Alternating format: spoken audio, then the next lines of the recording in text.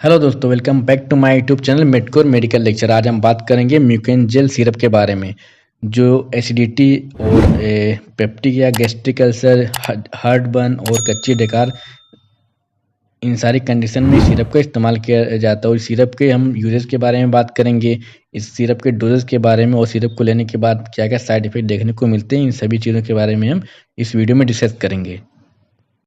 चलिए दोस्तों, टॉपिक को शुरू करते हैं और देखते हैं कि म्यूकेन जेल सिरप होता क्या है। म्यूकेन जेल मिंट और ऑरेंज, ये दो फ्लेवर में आता है, मिंट फ्लेवर में और ऑरेंज फ्लेवर में, जो कि शुगर फ्री होता है। और sugar free is a prescription medicine that is used in the treatment of acidity, stomach ulcer and heartburn. जो किस कंडीशन में इस्तेमाल होता है? एसिडिटी की कंडीशन में, स्टोमक अल्सर हुआ जैसे कि पेप्टिक और गैस्ट्रिक अल्सर होते हैं, और हार्टबर्न, अगर सीने में जलन कैसा होता है, इन सारी कंडीशन में इस सिरप का इस्तेमाल किया जाता है। It helps in relieving the symptoms of acidity and ulcers such as stomach pain में भी, और heartburn और irritation, अगर पेट में कुछ ऐसा irritation या discomfort होता है। It also neutralizes excessive acid in the stomach, अगर हमारे पेट में जो स्टोमक होता है उसमें अगर एसिड की मात्रा ज़्यादा बढ़ जाती है तो उसको न्यूट्रलाइज करता है। अब दोस्तों, हम बात करेंगे इस म्यूकेन जेल जो सिरप होता है, इसके कंटेंट के बारे में बात करते हैं कि इसके अंदर क्या क्या कंटेंट पाए जाते हैं। तो इसके जो ईच 5 ml जो कंटेंट होते हैं, यानी कि 5 ml कंटेंट में ऑक्सेटा केन जो होता है 10 mg पाया जाता है पर 5 ml में, और जो एल्यूमिनियम हाइड्रोक्साइड होता है वो 0.291 ग्राम पाया जाता है पर 5 ml में, और जो मिल्क का मैग्नीशिया होता है वो 90 mg पाया जाता है 5 ml के क्वांटिटी में। अब आगे हम दोस्तों बात करते हैं म्यूकेन जेल सिरप की यूजेस के बारे में। तो ये किस कंडीशन में इस्तेमाल किया जाता है, आगे देखते हैं। एसिडिटी की कंडीशन में, अगर किसी को बहुत ज़्यादा एसिडिटी की शिकायत है तो उस कंडीशन में सिरप का इस्तेमाल करेंगे। उसके अलावा स्टोमक अल्सर, जैसे कि गैस्ट्रिक अल्सर हो गया, पेप्टिक अल्सर हो गया, उन कंडीशन में इस सिरप का इस्तेमाल करते हैं। हार्ट बर्न, अगर सीने में बहुत ज़्यादा जलन या चुभने जैसा स्टार्ट होता है।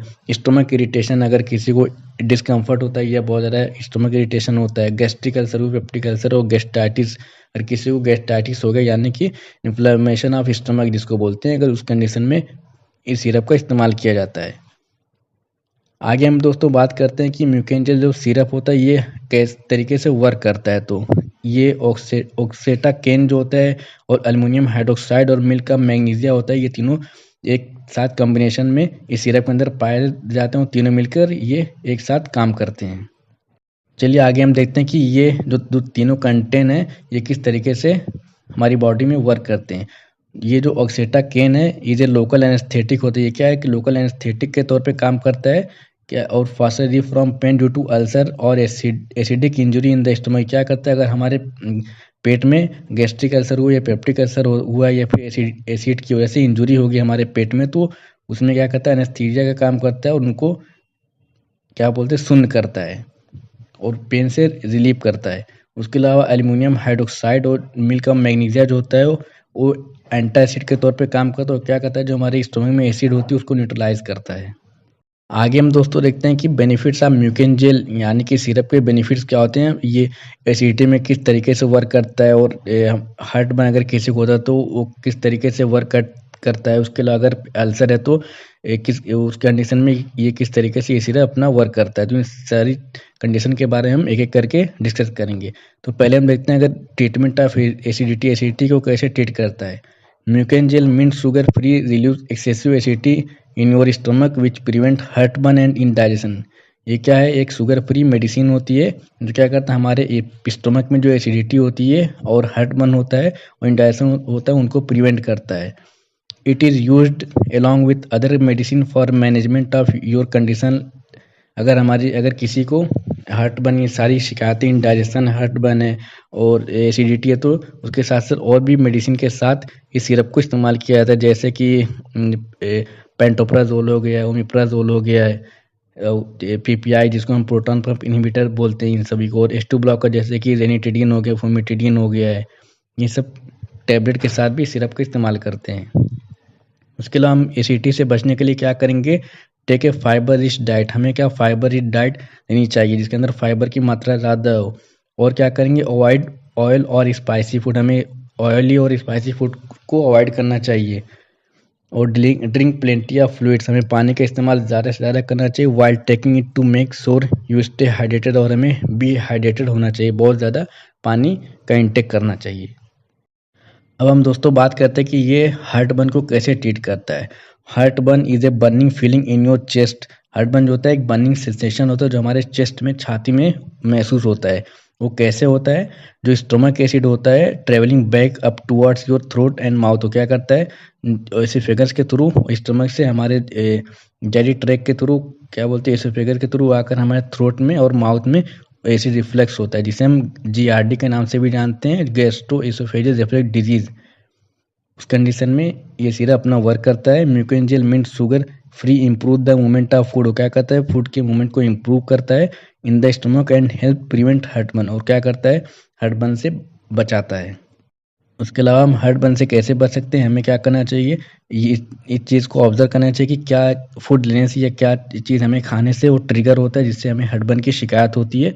उसके साथ साथ हमें ईट स्मॉलर, हमें थोड़ी थोड़ी क्वांटिटी में खाना खाना चाहिए और थोड़े थोड़े गैप से खाने को लेना चाहिए। ट्राई टू लूज़ वेट, अगर किसी का वेट बहुत ज़्यादा है तो उस कंडीशन में उसको वेट लूज़ करना चाहिए।